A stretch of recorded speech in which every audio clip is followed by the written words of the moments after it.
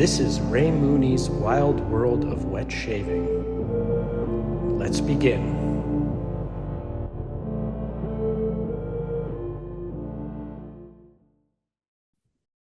Hey everyone, this is Ray Mooney. Welcome back to the podcast. Today I'm really excited for, to me, a long overdue chat with Chris, both an upstanding and outstanding member of our shave community. Chris also goes by Hugbucket. Welcome, Thanks, Chris. Ray. Awesome. So I have a Happy to list of be here. questions. Thanks. Glad to have you. I've been wanting to chat with you on this for some time now. So here we are. Glad we can finally make it happen. Let's dive right in. The first question, the most pertinent question, I think, to all the listeners is, how did you first get into wet shaving? Sure. So unlike a lot of people who get into the hobby because of wanting to save money, that was not necessarily the goal for me. Not that I enjoyed Interesting. the cost of, you know, cartridges, but my biggest issue was so I haven't like shaved my face consistently since like I was like 14 years old or something like that. Okay. But I started shaving my head consistently, semi-consistently when I was 20, consistently around the time I graduated from yeah, like in my senior year probably of Yeah. college. Wow. Um, and I was tired of like razor bumps and razor burn and just the discomfort of cartridges. I used like a regular razor, and then I got one of those head blade things that looks like a little car. Impressive Sure. Donut 114 used one for a while, and Yeah. um, Is that any it good, just incidentally?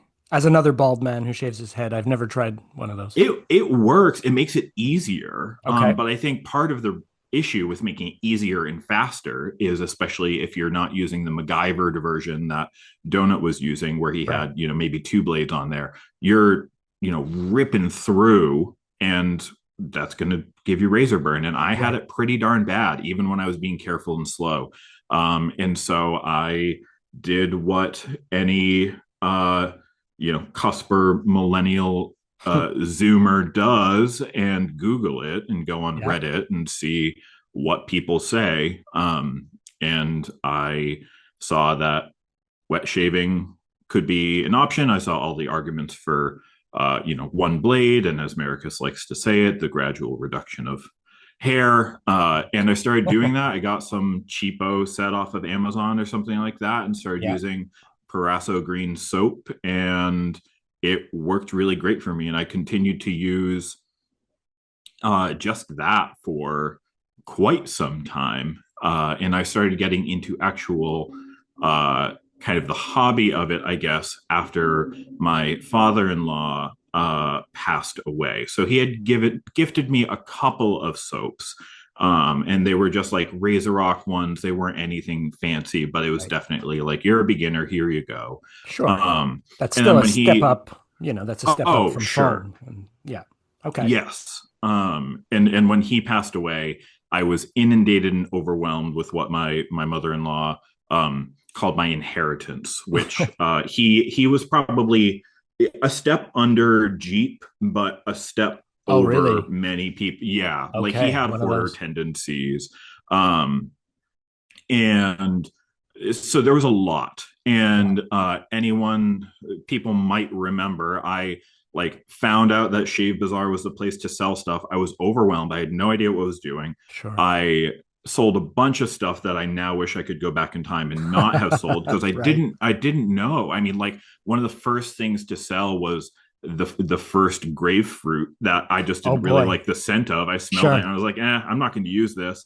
And I definitely underpriced it. And that was the Right. first thing I sold. I created this giant spreadsheet because there was like, you know, I had boxes of like 300 Oh my something goodness. items. You know, I had all these razors and Interesting. brushes and soaps and aftershaves. And I was like, I went through and tried to smell everything and kept the stuff I liked. And I was Yeah. like, I was in a one bedroom apartment, did not have room for this stuff. Right. And what was left over was essentially what I shaved with until I discovered, you know, after I got through the exhausting kind of sell off process, I Sure. realized that our wet shaving was this kind of neat place. This was, I think, around the time of the lather games, and I like very casually played one.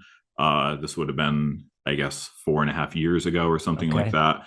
Um, and so, yeah, it was, I think it was 2021, maybe 2022. Yeah. Um, and I just kind of stuck around and started buying stuff that interested me and Sure. started, which is ironic to say after I had sold a bunch of stuff, but Well, I learned, little did you know, you know? right, I sold a lot of uh, stuff and still had some PAA left over that Oh, I, occasionally used until I found out about their shady business practices and yeah. had no interest in that and managed to kind of sell off the rest. And, um, the majority of the stuff I sold in terms of software, I don't really regret. Like even I've smelled grapefruit one since, and like despite the unobtainium aspect, it's a good scent, but it's not Sure. something I'm going to reach for a lot.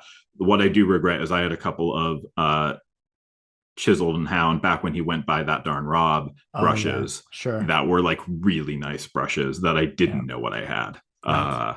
Right. So that's a bummer. But long-winded answer to your question, it was kind of combination of need for just like my skincare and then happenstance of the unfortunate passing of a family member who Right. happened to have a lot of the stuff. It's I like a fell down the shaving rabbit and hole. interesting. I don't think I passed through Wicked Edge for more than maybe a moment. I did not. I'm sure I found it. I'm sure I saw it, and I was like, "This is chaotic and awful." And uh, I found our wet shaving, which Yeah. seemed way more, uh, I guess, professional, for lack of better terms. Right. Like Yeah. it was Ordered. people.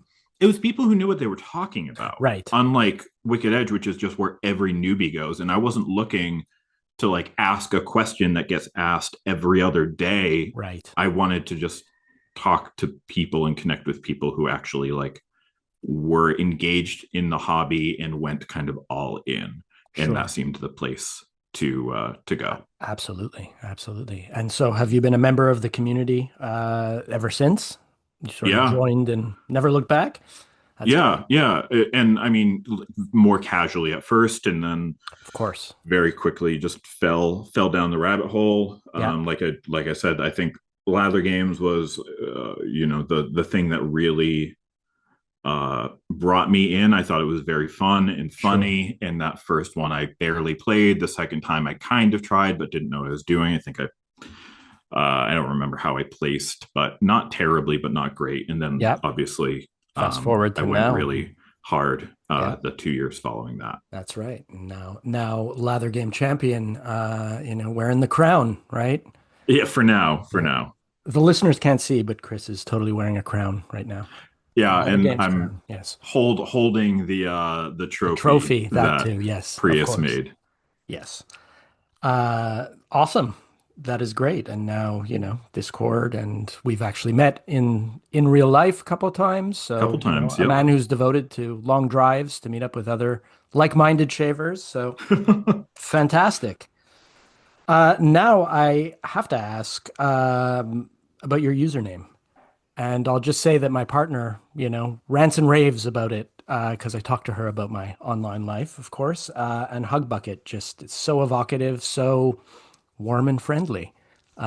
Is there a story behind that? Yes and no. So I didn't really know about Reddit, I think, until I was in college, Right. and a friend was very active on Reddit, and I learned about it through rooming with him, and I must have watched this video at some point recently when I had to create a username, and I was thinking about it, and so um, a an internet, I guess, affinity group that I have been a part of since high school is that of John and Hank Green, and some folks may know them through the books they've written. John Green has written a lot of really popular young adult novels like The Fault Okay. in Our Stars, Looking for Alaska, which is one of the most banned books in America, which Oh, no is kidding. ridiculous because it's, a coming of age novel that's Right. pretty innocuous. And then recently wrote a nonfiction book called Everything is Tuberculosis, which has been pretty popular.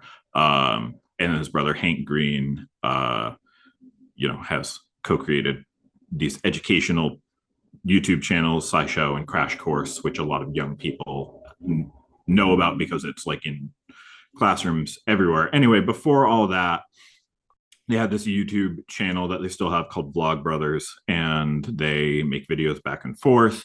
And there was a video, I looked it up to check. It was from uh, 2010, Okay. April 28th, 2010, and it's called Who's in Your Hug Bucket?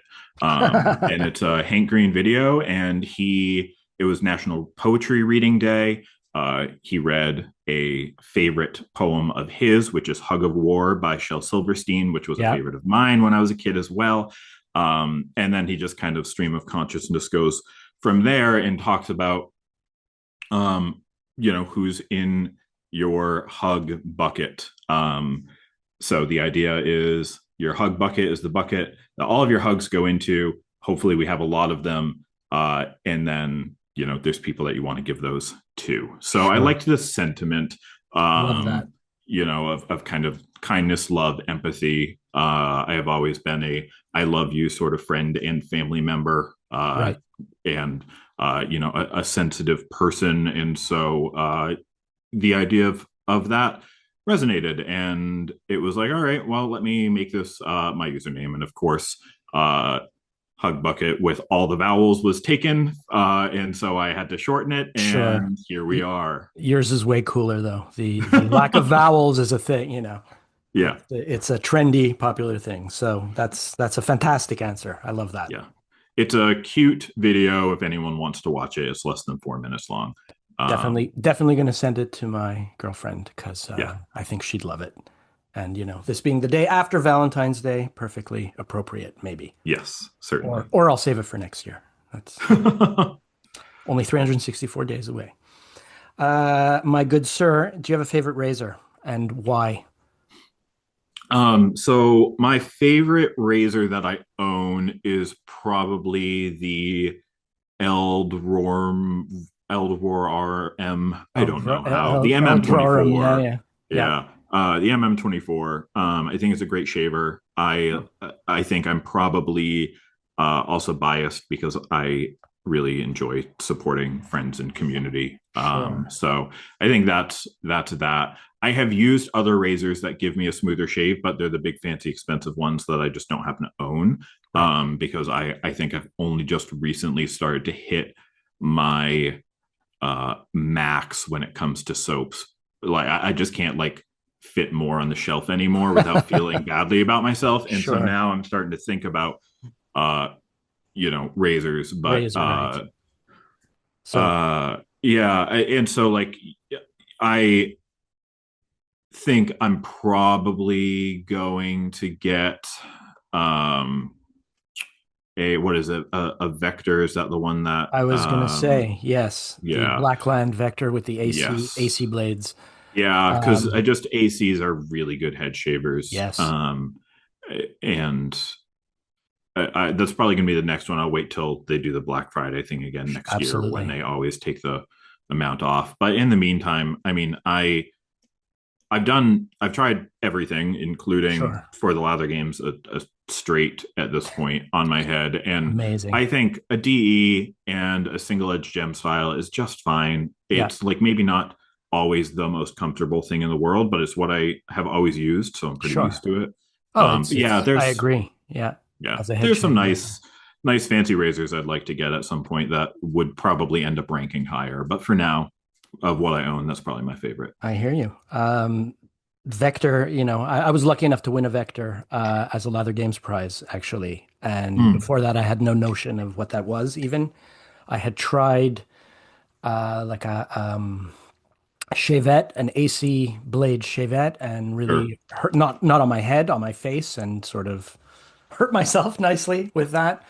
So I was a little intimidated, but it turns out, as a head shaver, or I use it exclusively to shave my head, Yep. cannot recommend it enough. To me, at least, it's the perfect head shaving razor. So, I did really also enjoy the Atelier Durden oh yeah, the Horizon, Atelier. that Yeah, yeah, that crazy thing. But I liked it on one of the middle ground, like 4 or 5 setting, sure. and I would never move it from that. Yeah, And it's like $1,000 or whatever. So I'm right. I'm not gonna ever get that. But that also really kind of reminded me that that style of razor is just really good Yeah, for head shaves, and you can, and not that I want to turn my brain off for it, but it is nice to not have to think about it quite so hard as you might with absolutely. a different type of razor. Fair enough, for sure. So you said that you had reached your maximum for space for soaps. Dare I ask how many soaps you have? Oh, I counted it the other Oh, did day. you? I was curious because people were uh, doing some comparison of collections. Right. I think it was in the 70s for full tubs, Okay. and then samples. There's bunch of Tons of other ones. nonsense Yeah, as of course. well. But yeah, somewhere in the 70s, so sub 100. Uh, but we have one bathroom in our house, and thankfully we have some built-in shelves that fit all of them. But when you want one that's in the bottom of one of the piles, it's a real Gotta pain in the dig butt. it out, right? Um, and there's not that much stuff that's not already pretty similar to something I own already. Sure. There's also that question that one has to ask of, uh, is this worth it to get? Am I actually going to, uh, use this when I have something else that's 90% the same? Right. I have no children. No one is taking these. Like, my wife has been told if I die suddenly, reach out to Prius, have him sell everything or give everything away. Sure. Uh, because this stuff is, uh, you know, it needs to get used, Well, at that's least it. somewhat. And even at that, like, you say 70 tubs, I probably have over 100 just because I'm a little nuts. It's like I'm not going to use that all in my lifetime. And there's such a Right. variance. But so now there's Gruyere, if I'm pronouncing that Sure. properly. I don't play in that, but I've pretty much implemented that for myself because I mean, I can't. It's like there's both space Mhm. concerns and got to use this stuff, right? It's, Right. When you turn off the emotional impulse to just well, get yes. everything, and you just look at it logically for a moment and think, why do I really need another thing? And yeah, a treat is nice. Sometimes it's nice to get more. And if it's something Sure. that's novel and interesting and that I'll actually use, absolutely, I'm just Yeah. going to buy it. I, uh, marked myself in on Right. Discord, and I am planning to go out at some point this year. I'm certainly not going to go an entire year without buying something, but I want to wait until something really, really sparks my interest. Sure. No, for sure. That's perfectly reasonable, I think. So, amongst all your soaps, then, do you have a favorite scent? Is there one that really stands out, or for you Well, that is really special? sure. I think I legally have to say, as to not be like retroactively disqualified from lather games because from my win, because I said Yep. Black Watch, I think I have to say Black Watch. Fair. Uh but I mean, it's hard to choose a single favorite. If I had a single favorite that I could just use all the time, why would I have all of these soaps and Well, I scents? mean, for multiple But reasons, which we'll hopefully get to soon in this. Sure, sure, sure. But I mean, in aspect, yeah, Black Watch is up there. Yeah. I also really enjoy Tobacconist by House of House of Mammoth. Mammoth. I Yep. really, I think in terms of scents, which attract me much more than the base wars thing. Most of Seaforth's lineup is probably in my top 10. Okay. And depending on the time, but three Scots, Black Watch, Roman Spice, and Sea Spice Lime are all probably some of my Tops. most used. Yeah. And then I enjoy my kind of tobacco centric Sure. scents a lot, especially this time of year. Yeah. Um, yeah, it's hard to pick a favorite. Some there's the argument that like, everyone has a favorite child. They're just not supposed to say out loud what it is. For me, I don't know that that is the case.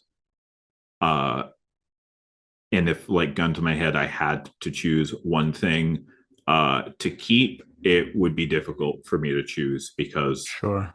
uh, it really does kind of like change with the seasons and change with my mood and That's just what I'm absolutely craving that reasonable. day. Yeah. No, I get it. And that's, one of the reasons why I have so many soaps too. It's Right. choice, lots of choice. So my next question was favorite soap base, but you had just mentioned that, that's less important to you. Yeah, I mean, I think Highland is probably my favorite. Okay.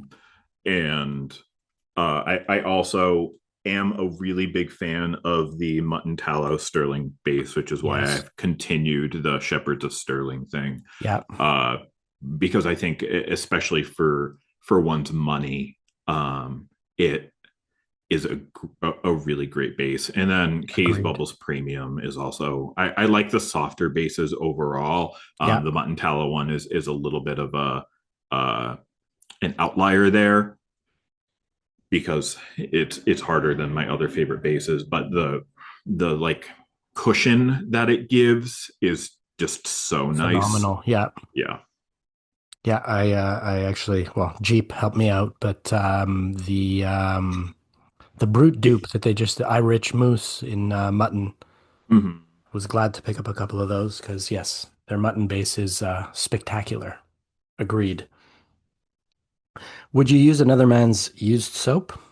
A recurring question on this Almost podcast. everything I use. Oh, yeah. Okay. Well, I mean, you started with an inheritance of Right. used soap, right? Family, Yeah. though, so maybe different in terms of, I don't know. Yeah, I mean, But I am almost always going to, if I have the option between a new tub and a used tub, and the used tub is cheaper yeah, and it's not a grift, I'm probably going to use that because it's soap. If I'm really worried, I can scrape off the top. that's right. Um, and yeah, I have no qualms about it. I understand some people might think it's gross or whatever, but like molecularly, like if we look at soap and what it does, there's not a lot of germs living on there. Well, that's As it, long as there's right? no hairs Yeah, like on top, and again, just scrape it off.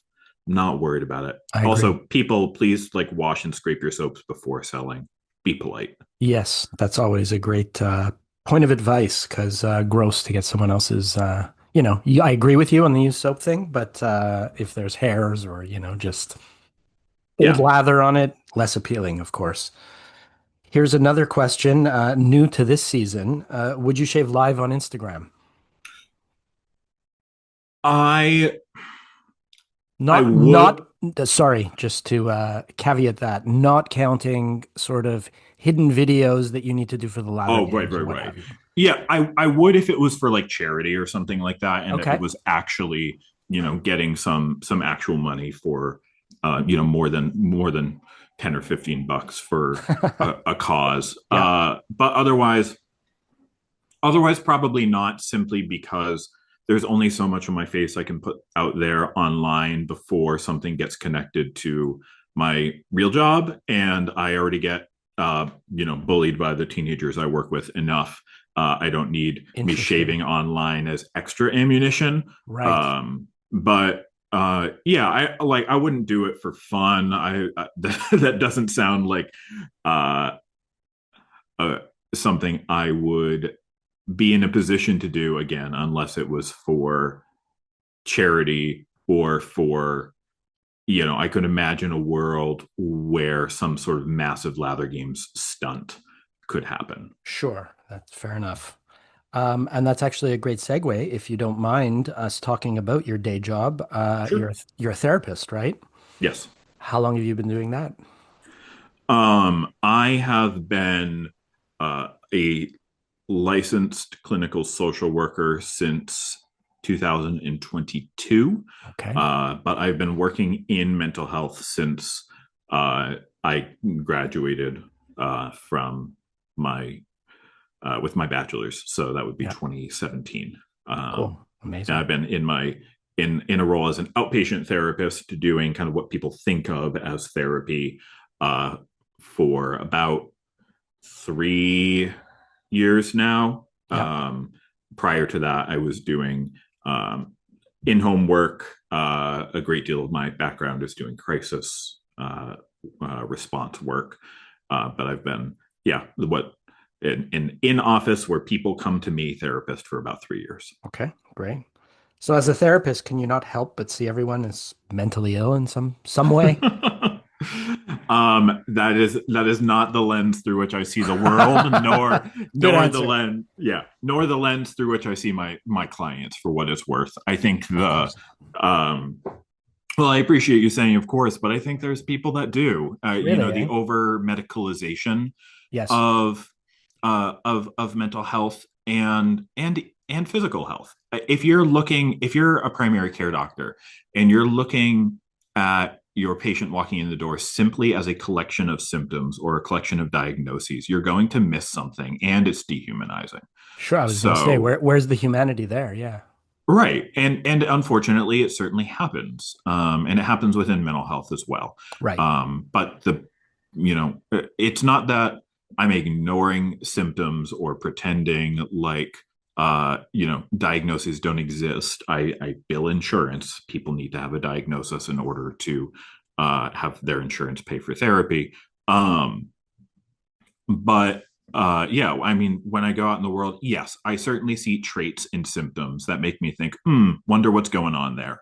Right. Especially when I'm seeing maybe more problematic or antisocial behavior. But yeah, I don't think I see all people as mentally ill. I certainly see us all as suffering in some way, shape, or form.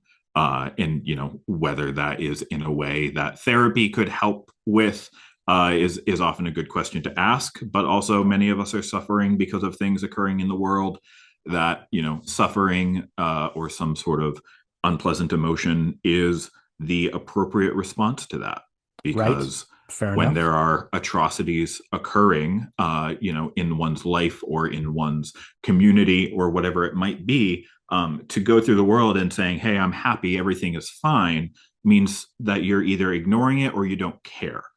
If you're having a negative Sure. response, it's for a reason. Our brains work the way they do, not by happenstance. Interesting. Yeah, that makes a lot of sense. So I was gonna, my next question was in a general sense, what the fuck's wrong with all of us? But Mm. there you go. That sort of covers it. I mean, actually been diagnosed as so, therapy is a wonderful thing. I'm all for it. And after some time in therapy, just as a personal story, we sort of ran out of things to talk about. I wouldn't by any Mm. sense say I was cured. I don't, it doesn't work like that, but I think I was done with that particular therapist and very grateful for, what he gave me. But I needed to know, just said, you need to leave me with a diagnosis, a label, something. I need to leave here sort of. And he looked up and he cracked a smile and he said, "Nah, you're just garden variety neurotic," which, I've loved ever since because I guess Yeah. it's true. But, that's not really saying much, of course. So I guess that's a good thing. Yeah, I mean, There's, we all have neuroses, and sure, my peers who practice through a psychodynamic lens could go far more into deeper. Yeah. that Yeah. particular label than I would, particularly in the modalities I practice. But I think what's wrong with all of us? I mean, look around. If we're Great answer. uh Yep. yeah, and I think you know it, a nice place to look at is the first noble truth of Buddhism, which is that suffering is kind of inherent to humanity. All people are Sure. suffering, and Yeah. then we can look at the various reasons for suffering, and one can go deeper there if they wish. But uh, it's not necessarily always that something is wrong with a person. A great trauma lens is, rather than asking what's wrong with you, asking what happened to you. Many of Sure. our responses are to our environment or Right. some sort of uh, safety strategy, something that one does because of something that happened to them, something that they learned pretty early on, or a response to a core negative belief. Yeah. Neuroscience has taught us that implicit memory begins at around 6 months old. So even though we don't have Interesting. explicit memories all the way back then, Yeah. we do kind of internalize if the world is safe or not. So Right. if you are crying or you are in pain or you are hungry and you are not getting the response from a parent that you need, when we're 6 months old, all we really know is, are things safe or not? Right. And you begin to learn that the world is unsafe. And because we are egocentric, we start to think, oh, well, there must be something wrong with me. I'm Interesting. crying, I'm hungry, and my mom isn't coming to feed me. Something is wrong with me. I must be, once we start languaging, once we start Yeah. putting language to it, it's, I'm bad. Something's wrong with me. I'm not good Hmm. enough, whatever it might be. And those negative core beliefs guide a lot of our thoughts and emotions. Right. That is in many ways what's kind of wrong with us, especially in our culture. You Sure. look at other cultures that have a more a culture that's more centered on positive core beliefs, which Yes. those cultures do exist. Uh, they don't have the same problems with things It's like interesting. self-esteem and depression and anxiety that we do. Right. Right. That's very interesting. It's very interesting. Lots of food for thought there.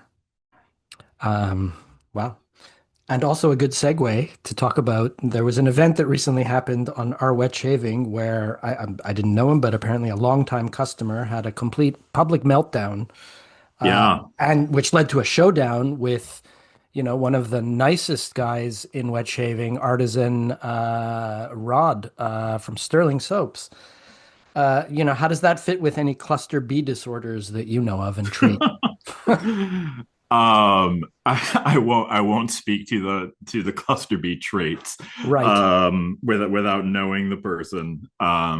Fair. I can't dig into that, but it certainly seemed like an intense overreaction and an enormous amount of defensiveness that was showing Right. up. People, rightfully so, were like, "Hey, you seem to be in the wrong here. Let's look at this more closely." Yeah. Um, including Rod at first saying, "Hey, this, I don't control the United States Postal Service." And That's this guy being like, right. you must be lying. Something is wrong with you, right? And so whether that's a cluster B personality trait or something else going on, there is something going on in this person's head saying, I don't believe you. I think you must be trying to swindle me or harm me in some Right. way, which is just not a sustainable outlook on the world that's going to No, cause problems for you. And inevitably. Yeah. it's not going to be, what must go through one's head thinking, I'm going to put this on Reddit and Well, this people is are the amazing certainly part. going to side with me here. Not only thinking I'm right in this interaction between me and the owner of a company, but also I'm going to go out into the community and warn them all and then That's what continue. amazes me. Right. You're right. And die on that hill, you know? Die on the hill Yeah. entirely Yeah. and just crash out publicly. It's not a choice that most of us would make. Most of us would be able to have No. a little bit of looking inwardly and thinking, let me explore if there's a chance that I could be wrong here. Should I maybe apologize and Sure. Or move on, or move even forward? think twice before you do that publicly. But I don't know. I don't know about you, but I come for the drama. So you know, that's good drama right there. It certainly is. Yeah. But yes, it's quite remarkable to me. But that's, I guess, the power of public forums and stuff. But I mean, it Um, leads to a whole bunch of, I have a whole list of questions, stuff about, the need to have things. FOMO is FOMO an accepted psychological term? so it's certainly a um I would call it probably more of a or a sociological term more than a Okay. psychological term. Right. Um, I mean, it's certainly not like you're not going to see the term fear of missing out in the Diagnostic and Diagnostic. Statistical Manual Yeah. of Mental Right. Disorders, but also there's lots of stuff that's not in the DSM that probably should be, including some of my specialty areas. But so FOMO is, I think most, when the term came out, and still how it's probably used the most, or at least used most accurately, is this experience that people have, particularly adolescents whose brains are still developing and incredibly focused on social interaction. And Right. where do I fit in the world? Where do I fit in with my community? What is my identity?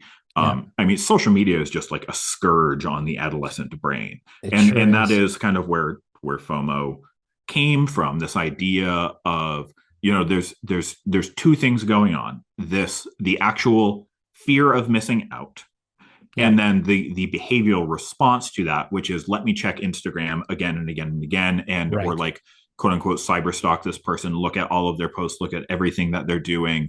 Because it's not just the anxiety, it's also the behavioral response. And so Sure. that's FOMO, like, kind of to the letter. And then the way that we use it, which is, That's it. um not a misuse of a term. Language is all socially constructed, but maybe not, uh we don't use it maybe exactly the way that others do, at least when we're talking about FOMO around, like, um when someone gets a limited edition soap and everyone Sure. wants to go and buy it because they don't want to miss out, right? It is still connected. So there's this concept called self-determination theory, and that is one of the theoretical underpinnings of FOMO. And it's pretty interesting, and anyone who's real interested in theory behind motivation can feel free to dig into it. But self determination theory tells us that human motivation relies on three basic needs: autonomy, competence, and relatedness. And so Okay. autonomy is feeling that you're choosing your behavior rather than being controlled by others. Yep. Competence, which is the feeling of effectiveness, which most of us know that even if people don't think, well, I need to feel competent, I think most people know that they don't enjoy feeling incompetent. Sure. Of Um, course. and then relatedness, that feeling of connectedness and belonging with That's it. others. And that is the aspect that really drives the FOMO thing of, I want to feel connected. I want to feel part of this. I don't Right. want to miss out, because at the end of the day, if I'm not part of this group, who am I anymore? And we could look even maybe a little bit more into our uh, like hunter gatherer brain, which is a Sure. way that I think about it a lot. If I'm not part of the group and I'm not liked anymore, or if I feel shame, which is a deep, really scary emotion, if I feel ashamed because I'm not getting everything that this group demands of me or expects of me, Yeah. will I be kicked out of the group? And if we think about it, once upon a time, if you were not part of a group who was helping to keep you safe, you were out alone in the world, which That's right. increases your risk of death, which is Correct. why shame, at its very core, is a deeply upsetting and frightening emotion. Interesting. Um, and I know that might feel over dramatic when we're talking about FOMO, but if you dig into any emotional experience, uh, it's all on a spectrum, and this is Right. just on the uh, for many people, probably the lighter end. But let's look at folks who have, I don't know, over 100 soaps, for example. Well, That sort maybe. of Yeah. person. Yeah. Not that I would be discussing you, but might have that deeper urge, maybe driving some of their behavior to be like, okay, I really want to have all of these experiences. I don't want to miss out, or I want to feel, especially if it is in this FOMO way, which is the social relatedness. Yeah. I want to make sure that I get to quote unquote keep up with the Joneses, right? Like Sure. the concept existed before the internet did, before Of FOMO course. did.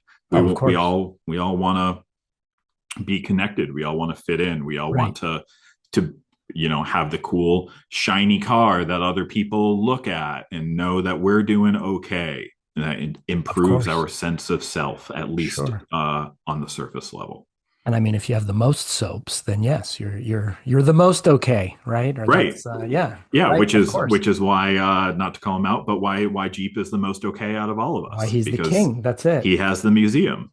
Listen, I thought I was only garden variety neurotic, but I see it's a lot deeper now. So thank you for that. You know, and Yeah, Jeep, if you're out there, we need to talk again. Clearly, I don't know. Jeep knows that he knows what's driving his soap collecting. for He for doesn't hide sure. that, and also at the end of the day, a behavior that some people might see as strange, right? Like having all of these soaps or going all in on a hobby. And people like to throw around diagnostic labels and armchair Sure, of diagnose when course. it's not their place. Absolutely. But if it's working for you and it's not harming your well being or social relationships, there's no need to go into the diagnostic thing, right? Like you are That's a fair point. in an ostensibly healthy romantic relationship.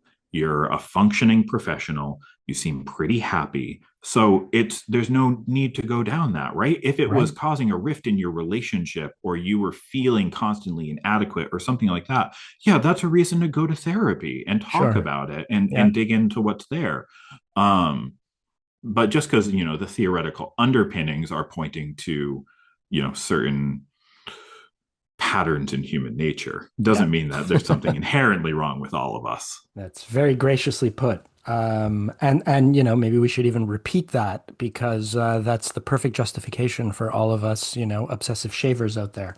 Because it is a bit of Keep a hive mind. I find every time I jump on Discord or Reddit or, hang out with this group, a lovely bunch, but I come away wanting more. It's like, no, I have to keep reminding myself I don't need that. I don't, I got into right, but states. I went nuts. it's the power of persuasion, That's it. right? Like That's it, it. and which is a very real thing. And Yeah. Oh, um, clearly. a lot of people, they may not know where it's coming from, but that idea of the power of persuasion that many people are familiar with, at least they're feeling it. I think his last name is pronounced Cialdini. Robert Cialdini wrote this article in Harvard Business Review back in 2001. And the way we've talked about kind of the power of persuasion since has really been based on this article called Oh, "Harnessing interesting. the Science of Persuasion." Okay. Um, and there's these six principles of persuasion that I don't need to go into, but there are reasons why we are persuaded to do things, and this is used by companies to persuade us to buy things. It all ties back to capitalism in one way or another, That's but right. one of the aspects, and this is related to the specifically the FOMO soap that created the great little uh, reaction emoji thing that we have on our Discord, but Yes. is scarcity. People want things that are believed to be in short supply. Right. So, Yeah. that's one of the things that persuades us. And then there's two of the other components: likability. We're influenced by people who are similar, complementary, cooperative, and consensus. We want to do things that make us appear popular. So if you Interesting. always have the cool new soap, if you always have, again, it's kind of related to that keeping up with the Joneses thing. Yeah. There's these things that persuade us and create that hive mind, as you called it, where we all just want to jump on it. Um, but part of it also is just like, that aspect of community. So when someone, when Prius reaches out to Kyle and says, "Hey, will you do another run of Doritos soap if I can get 10 people to buy it?" Yeah. Um, it's we can look at, all of these kind of sociological and psychological things that are going on, but we can also just look at it in layman's terms, which is just we're part of a community. People like being part of a community. It makes us feel good. Yeah, And so, yeah, even though you're probably not going to use that Doritos soap very often, you're being part of something. And humans are that's it. inherently social creatures. Right. And so when we do things that feel social, it tends to make us feel good. Um, Yeah. and so people are going to buy Doritos soap. Yeah. That's yes, indeed.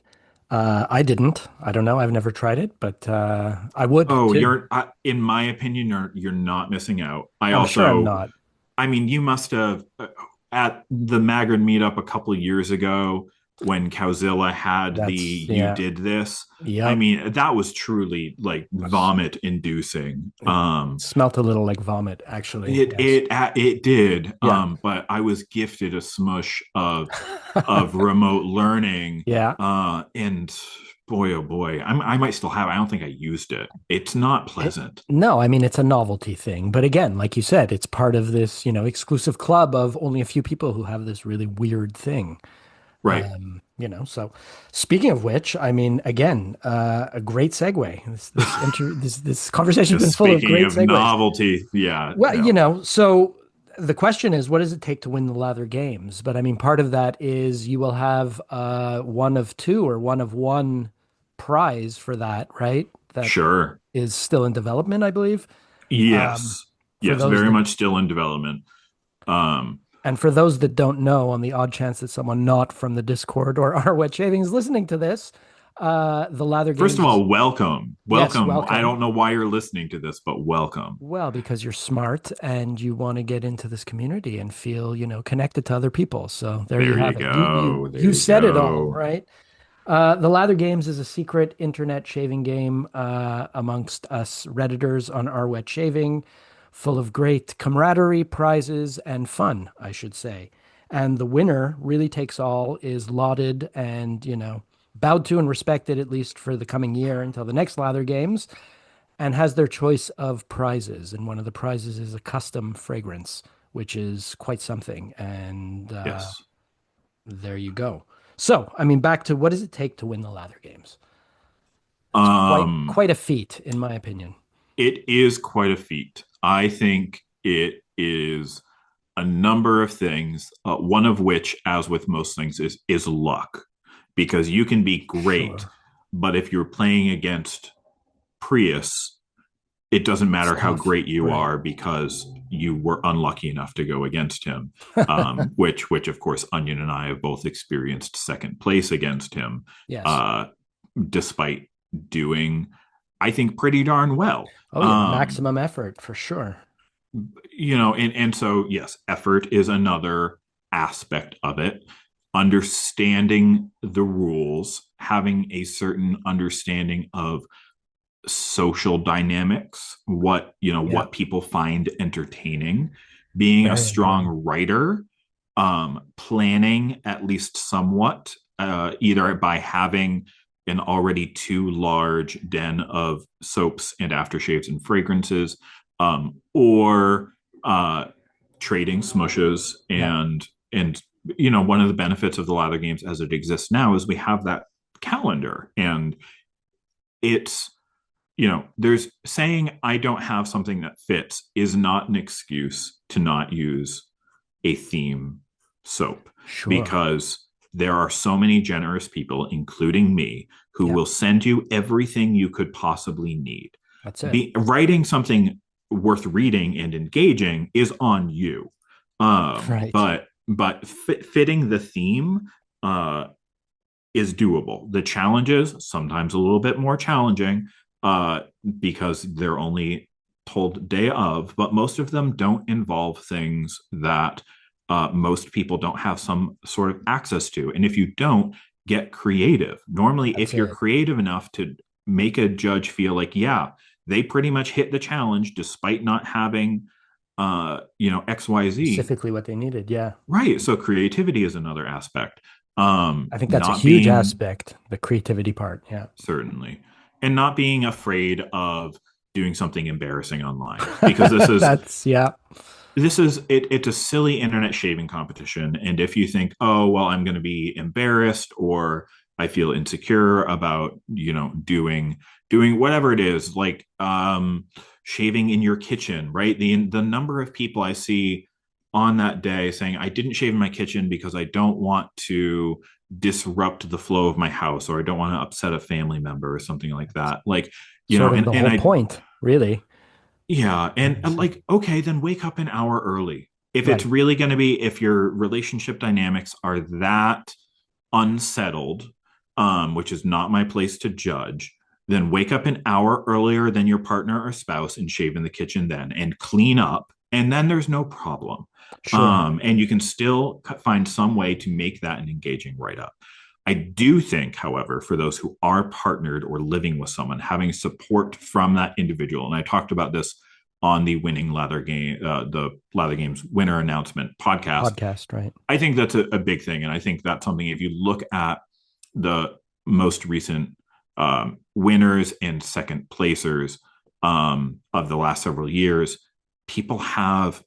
I mean, the winners of probably the last 5 or 6 years have had supportive partners who know about the game, Sure. and are not going to give them a hard time for doing something like shaving in the kitchen. It does help because then you're not having to feel like you're navigating Right. uh, Well, it's certainly one less around that. obstacle. Yeah, through that all. So, I mean, on And that, does your partner think you're nuts? oh, I mean, not because of the lather game stuff, but I'm sure for many other Right. reasons. Sure. Uh, yeah, but I mean, like the ice cream sundae thing, Yes. and the cupcake thing. I think she suggested both of those to No me. kidding. Okay. And An the ally then. I am cupcake destroyer of worlds, like, is thanks to my wife. Wow. In Amazing. part, I mean, Yeah. she didn't come up with the write up, but she came up with the concept Sure. Well, and that's thought an it was important part. hilarious. Yeah. So Excellent. uh yeah, so I do have her to thank in many ways for the success Yep. of the Lava games. And also, when I told her last year, I was briefly considering not playing. Um, Really? Wow. and my wife said to me, like, you can't not play the lather games. Like, I don't, I'll be worried about your well-being and mental health if you Look at don't do that. this. Look at that. Um, Wow. because she appreciates what's important. I think supporting your partner's hobby, supporting your friend's hobbies, it's important. It is Let's all important support each other. for sure. Oh, that's great. You mentioned Preosaurus a couple of times now. I am very curious about I don't know what to call it, magic wand, chair leg, Oh, totem pole I think, brush that he, yeah, yeah, expunged, I think, is what he decided to name it. right. Yeah, it. So I just kind of in passing messaged him and was like, "What do you think is the longest, skinniest brush you could make?" Because I really like the the shape. Chisel and Hound has created a couple of these. I have a uh, Heritage Collection crossed with AP Shaving Co. is Yeah. something 99-4. I used it this morning to shave with, but it's this really, I think, attractive shape. It feels very vintage and old school in a way. And I was thinking he would make that, but bigger. Instead, what he did was make an atrocity, way larger, way longer, and weirder than I expected. But of Right. course, that's the gamble I took. I'm not saying I don't like it. It's barely usable. It's too big to use, but it's also hilarious. I mean, I also It's won hilarious. It's a unique, PIF. you know? Yes. I want to pay it forward of the of redacted. So I also have, a 50 millimeter mother load. So I have two absurdist brushes. Right. Interesting. But it's fun to have them Well, that's because it. they're unique. That's right. That's right. That's exactly the same reason why I sent Stephen of Dogwoods Handcrafts back in the day my Your baby baby teeth. teeth, That's right. yes. Only because I had them, because my mother's weird, but that's a whole other, we'll get into that in our private session afterwards, maybe. Yes, yes, yes, yes. Right. Are you just curious? Do you shave your head daily? Is it a daily Um, thing or? on average, every other day, Okay. simply because I feel better if I do it every day, but also waking up early enough in the morning is sometimes hard. Of course. So it doesn't always happen. But Right. That's part of the reason why I do like these funny little shaving competitions we have as well, though, because during June, I shave every day. Sure. This February, I have shaved every day because of Atlas Shaves at the Second. Okay. Um, and I like the way that I feel when I do that, when I give Yep. myself the time to. But it's not, I mean, it's not necessary. People are going to see you as the bald guy no matter That's what, it. unless you like wait long enough. Like if I waited long enough, people are going to notice the horseshoe shape on my head. Yep. And then I have brought that upon myself, but it would be like a week without shaving before that started becoming really noticeable. Yeah, no, I hear you. And I only ask because I don't, I can shave my face, whereas clearly you choose not to. Right. But I don't shave my head every day. And I've Mm-hmm. never gotten into that cycle. So, but I guess I could if I needed to, I don't know. Can we talk about Whole Hog Shaving Company? Sure. What is that? Yeah, you're the only person other than my spouse who knows that that's the name of it until Oh, now. well, So, there you um, go. yeah. So Whole Hog Surprise. Shaving Company is what I've decided to name my little venture into making soaps and fragrances, Uh, which was initially brought on between a kind of like desire to just try it out because why not? And then also feeling bad for Maricus not being able to convince any self respecting artisan to make a turkey and gravy fragrance. sure. And then, through a confluence of events that were much more challenging than any of us anticipated, I got the turkey and gravy fragrance, and it doesn't smell like turkey or gravy or Really? seasoned. It's a candle fragrance, and I don't know why any of us thought that it wouldn't be. Right. Um, but it is. It's But super candly, it and it came does. as a turkey fragrance, like supposed to It be? says turkey. Yeah, I mean, No kidding. it's inspired by, it's a dupe Right. of the Yankee candle that used to exist that no longer does, called turkey and stuffing, is actually what the fragrance is called. Amazing. That has somehow shifted into turkey and gravy Yes. in the Discord. It to me, it doesn't even evoke Thanksgiving that much, but Right. I'm gonna try to tinker with it and make it better. And if I can't, I'm just going to start from scratch. I'm Interesting. not, I think at this point, I'm not looking to make something that is super pleasant. I want it to be photorealistic because Yep. I think that's funnier, Absolutely. personally. And Uh, cheers to you for the persistence and the curiosity to get that done. We'll see. And I don't anticipate myself being a really excellent, like I'm not going to be Ben Esposito. I'm not going to Wow. No, to create those level of fragrances. But if I can create a photorealistic turkey and gravy uh it's a win. fragrance and Yeah. put it in a halfway decent soap base, I'm going to call that a win. Yeah. Oh, yeah. Uh Yeah. Yeah. and it gives me something to do between now and November. Fair. Would Whole Hog be a sort of meme soap company only, or the idea is to, I don't think so, but we'll see. right. Because at a certain point that will get old, both for me and everyone else. If Of every meme course. someone can come up with becomes a reality, then it's not really fun anymore. Correct. um and I do have some interest in maybe creating some fragrances for the wet shaving world, or just even for myself, that maybe aren't totally represented in Yeah. what other artisans are making. And I don't plan to at any point make this a big thing, make it beyond a Right. hobby. So being able to just do small batch stuff, try it out, have fun with it, is kind of the goal for me. I Sure. very much have a time consuming uh, career that I don't plan to shift out of, to make way less money in artisan shaving soap. So, Niche soap fragrances. Yeah. No, I get it.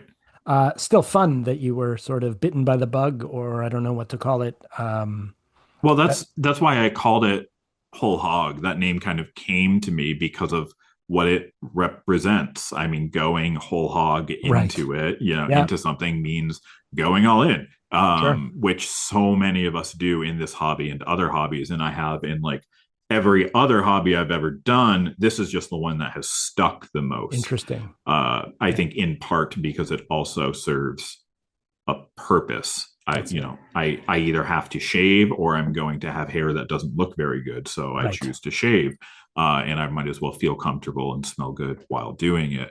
Uh, and then also because I have access to a lot of like heritage pork and stuff around me. Interesting. I have a bunch of lard Yeah. or back fat that I can render myself into lard, and might as well. And I know that that does unfortunately keep some people from being able to use it. That said, I don't know a lot of people in our community who are keeping kosher or halal, so I think it's fine. Would And that even if they actually, were, would that apply to soap? I guess so. yes, Okay. I yes, thought it was consumption, but I guess it's using, I in there are maybe some people who are more liberal about it who right. wouldn't mind, but I think most people Interesting. would Would not. see that still as kind of unclean regardless. Huh. Um, Interesting. and which is fine, Yeah, of but course. also there are uh, many more artisans that just use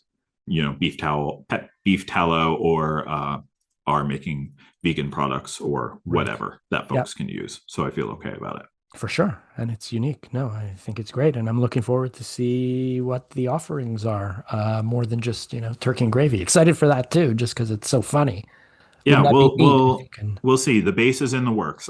It's getting closer to a point that I feel good about it. Okay, that's But it great. has been a bit of an adventure honing that in.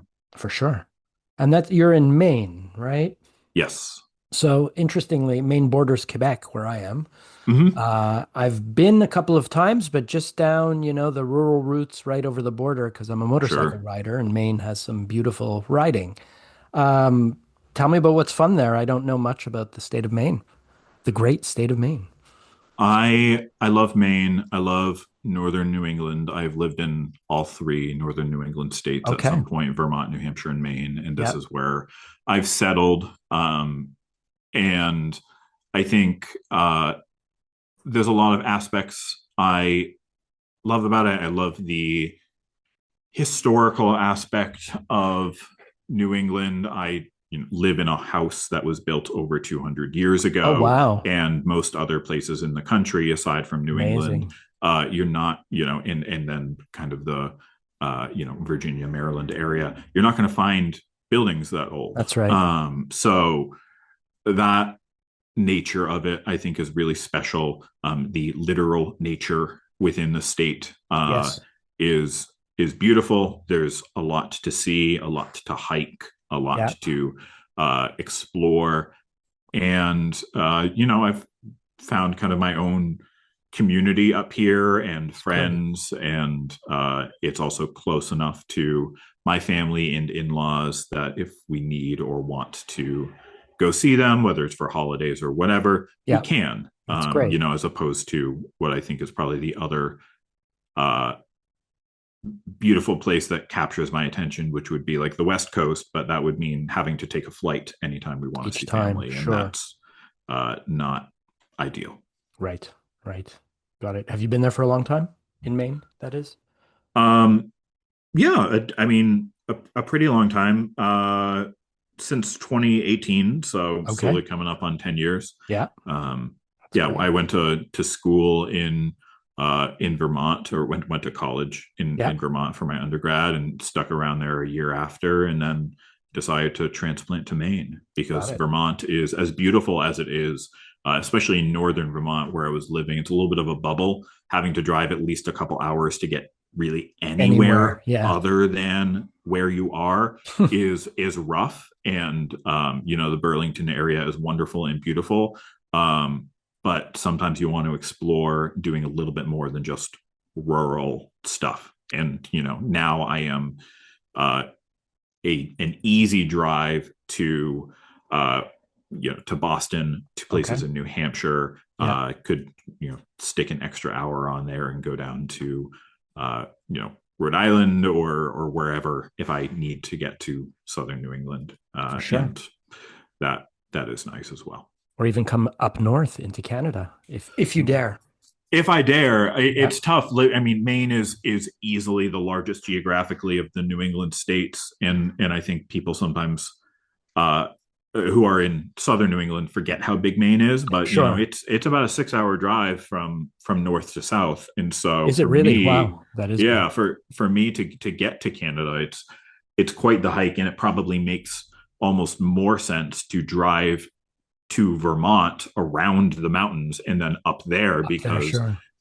northwestern Maine is all mountains and logging roads. Okay. There's there's certainly access up up But north but around you're where right, not much. Presque Isle and Caribou and all that, but Yeah, to get to Montreal, for example, going through Vermont's going to be a better a lot choice. easier. Yeah, no, that makes a lot of sense because there is access, but it's sparse in when Mm-hmm. you cross over to Maine. Northern Maine is very rural, very sparse. Living up there is tough. Right. It's when all the trucks essentially have to go deliver things and then turn around. Yeah. It makes it more expensive, and so the cost of goods is up there, but the cost of Interesting. cost of living is up. Wages are down. Yeah. Maine is economically a complicated place to live in a lot of Okay. ways because of our location. Right. Interesting. Okay. I should explore it more, being so close. But Come on down. I'm Happy to have you. well. Thank you. These days, border crossing is with trepidation for us Canadians, but looking Yeah, forward hopefully to. they'll let you in. Oh, I think they'll let me in. They have no reason not to. Look at how handsome I am. Right, Uh, exactly. I have nothing to hide, and I tell them I'm a famous podcaster, and then they always just Oh, yeah, they just open the shuffle door you wide open. through. That's it. That's it.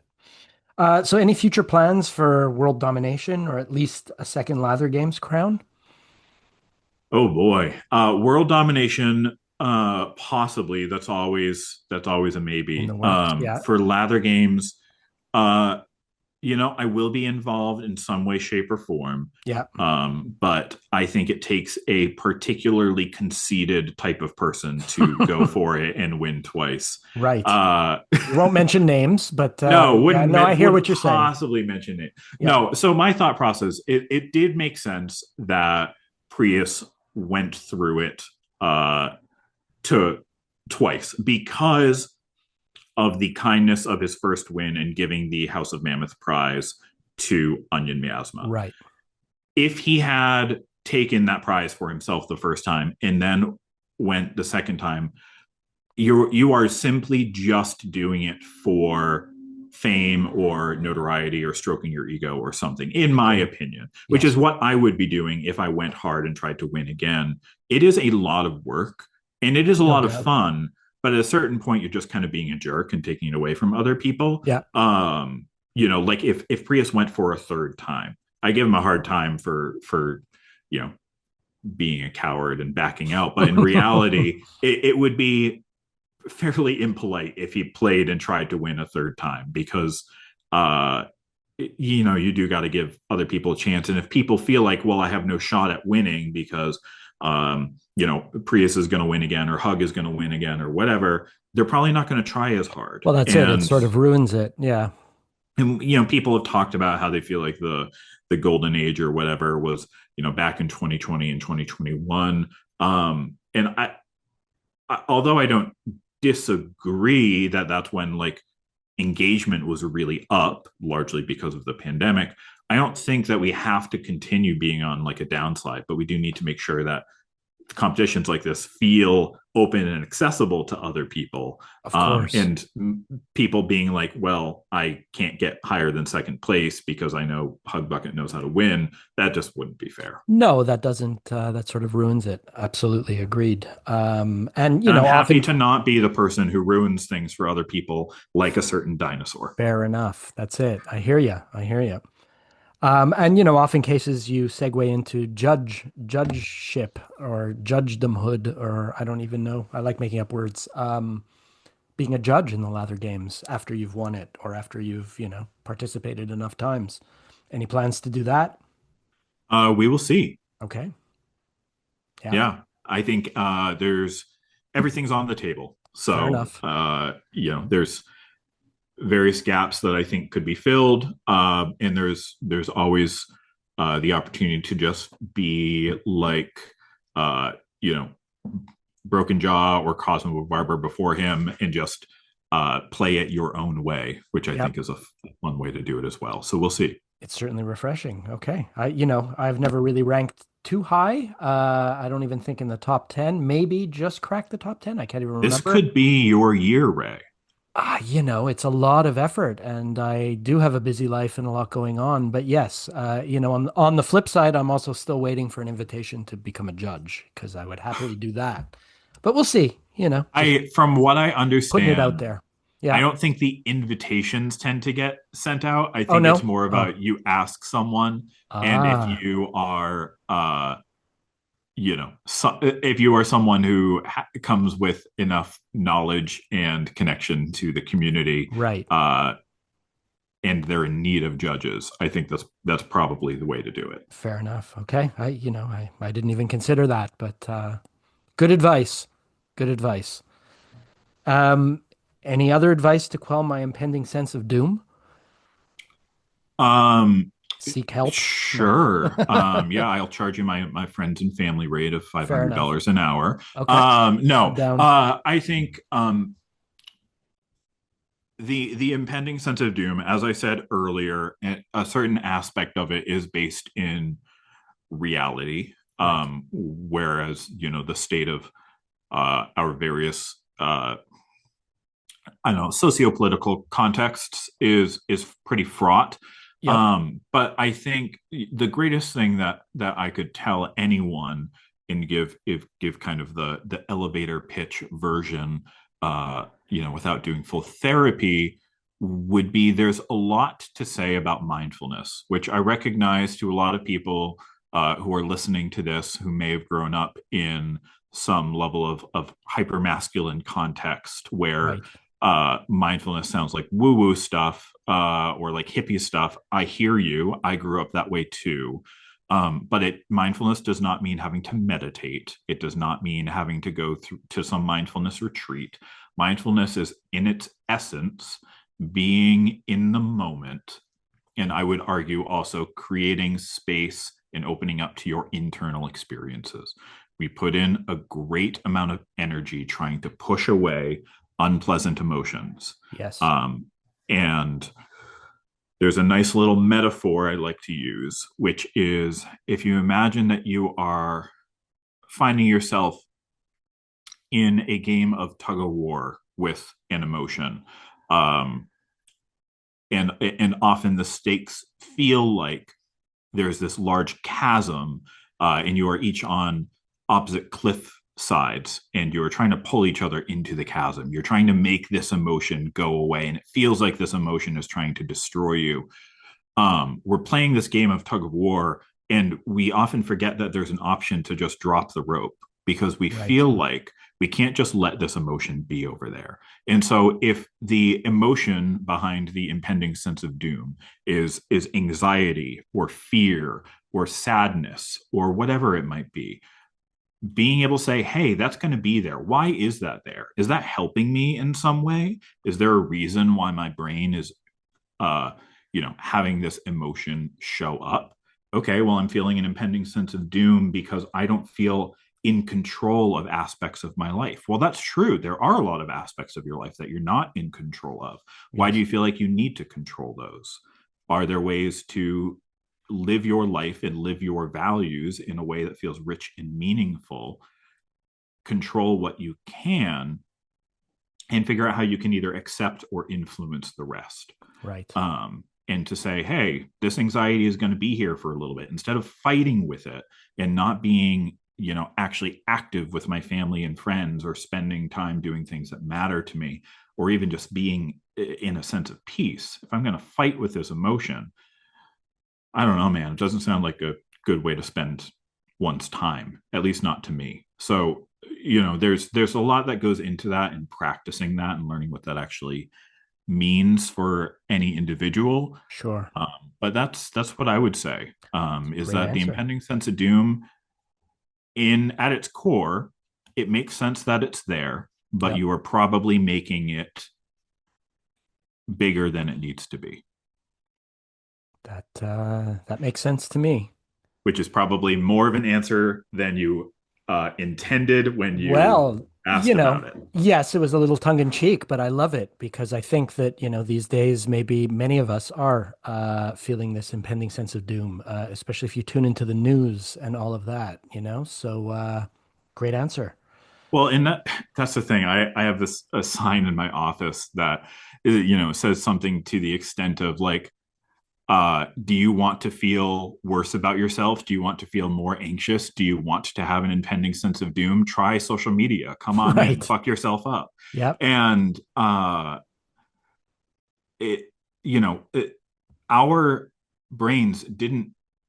We did not evolve for this. The No. 24-hour news cycle is pretty darn new, about 50 years old or so. Right. We aren't meant to have this constant flood of information and overstimulation. And so you trying to problem solve constantly is doing what your brain is doing best. Our Yes. minds are problem solving machines Yep. because that's what has kept us alive. But most of the problems that we are now focused on, whatever it might be, is almost certainly something that you cannot single handedly solve. But the inner mechanisms of your brain don't care. They're Sure. gonna They're keep still gonna trying, keep they're chugging gonna do away. their Yeah. thing. Yeah. And uh constantly, this urge, this feeling of like, I need to know what's going on. I need to know what's happening in the world. Uh Everything becoming breaking news. It's that system exists for a reason. It's trying to hijack the processes of your brain Right. because eyes on screens means eyes on ads. Eyes on screens means clicks, which means more money in particular people's pockets. Yes. And you are now the product. Your information, your data, your attention is getting That's other what people counts. money. That's right. And so it's a trap. It And it's is a really trend. easy Sure to is. fall in because it Yep. was designed that way for a reason. Interesting. Yeah. Is a Freudian slip really when you say one thing and mean your mother? um, it is a Freudian slip is when you say one thing that you did not consciously mean, and Freud believed that that connected to some like inner belief or some unconscious or subconscious thought. Um, it, and I don't know. I'm not a psychoanalytic or psychodynamic therapist. There. I You've I don't see too said many enough. Freudian slips in real life. No. That was a bad attempt at like a therapist joke. Yeah, Um, and unfortunately one I've heard before, and no offense, not I'm a very good sure. one. No, no, pure Uh, garbage. yeah, but God, Freud did have this obsession with with mothers and Yes. with genitalia and so much that just like, yeah, there's some good. I mean, psychology the way it exists now wouldn't exist. It wouldn't Without him. be Yeah. as it is without Freud, and there are good aspects of that. But boy, oh Yet. boy, was there a Right. lot of harm that I man also did. read, I don't know if this is true, that he was an avid cocaine user. So I've that was heard that as well, right. and Yeah. it wouldn't surprise me. Right. Yeah. Which No, it all you fits. know, but the question I would ask if he was constantly chasing that high is what were the inner workings of his mind that he Well, but felt like that's he exactly needed it. that constant That's right. overstimulation. Yet they didn't have that, methodology in place or framework in place yet. So that's why he, was the father of all of that. Maybe they did. I'm just talking out of my nose. But hey. So another bad therapist joke, maybe not, to end things off here. So the receptionist says to the psychologist, I have a patient here who thinks he's invisible, to which the therapist replies, tell him I can't see him right now. Is that something that's happened to you in your practice? I like that one. Um, uh, I mean, there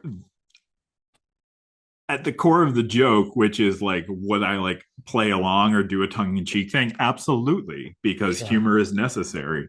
I think so Um, too. I've thankfully never had a client who believes that they are invisible. Right. However, I've certainly met folks with various delusions and psychosis where they have thought some pretty wild things, especially when I worked back in No doubt. crisis No doubt. intervention. And holy cow, our minds are so powerful and so creative. They sure Um, are. but yeah, do if a client was like, I think I'm invisible, I and I thought they were joking or thought there was an opportunity, absolutely, I would make a joke there, Love it. if that felt like the okay and kind thing to Sure. do. Yeah. But I also am a pretty irreverent therapist as it is. I wouldn't be able to talk about this kind of stuff like mindfulness and all that if I wasn't, because people would just brush it off. You know, I work Right. with a lot of teenagers, a lot of people who have had poor experiences with therapy before and just Sure. want someone who's going to be, authentic, and seem like a real human being, but also, you know, have Able to some sort of able to therapeutic help them. value. Yeah, of course. Of course. So you got to blend it. It can Yeah. be a tricky balance some days. Oh, I don't doubt it. But thank you for doing what you do because I think a lot of people benefit from that, and it's a very important thing. So there you Thank go. you. And thank you for what you do, Ray, because Well, this thank you. podcast might be the most important thing in some people's lives. You never Thank you know. for saying that. And, I certainly hope it is. I don't expect that it is, but if it brings joy to other people, then that really is fulfilling for me and keeps me motivated to keep doing it and finding interesting people like you along the way to chat with and sort of, talk about shaving and other. Final question, but just like that, will we see you at Maggard's this year? Ooh, I would love to try to make it happen. Yeah. Uh, I am going to do my best. It is a really fun time. It is just a matter of figuring out the scheduling and moving money around and making sure it can work. Yep. Adrian, Michigan is a wonderful, beautiful spot, and also is not necessarily an easy flight. Correct. It involves a flight to either Chicago or Detroit and a rental car and a whole bunch of other finagling. I So, hear you. For me, it's um, similar. I drive because flying is, international flight because I'm up oh, in Canada, sure. but it was close to 12 hours of driving. I broke it Mm-hmm. up, but maybe you being in the vicinity, we can arrange some sort of carpool or something because I'm also still trying to figure out how I can make that happen again. Yeah, if it turns out that someone else in either you or New England or anything like that is going in the same direction and is thinking about driving, um, that would make it a lot more doable because it's a long drive by oneself. It sure is. And one of the reasons why I was thankful for us starting the Northeast meetup this past year, which I Yeah, hope will continue to grow, because indeed. sometimes people can't make it to for a big trip like that. But That's being it. able to drive a few hours, for a day and not have to worry about staying in a hotel or anything like that, that can be a nice way to Manageable. connect with community, connect with the people you Absolutely. care about. Uh, and it can be, yeah, you mentioned joy. Joy is really important for us right now. I think so For those too. who are still listening at this Yeah, point, and willing to hear me talk, we all need some joy. We all need to connect with pleasant experiences. Wet shaving can be a great way to do that. Ritual is really important. yeah, It's important for us to slow down and to breathe. Uh, and yeah, so before you blow up on Reddit and do a scorched earth policy, take a moment and breathe. that's Smell one of it. your soaps, Sure. and then think about what all this is about.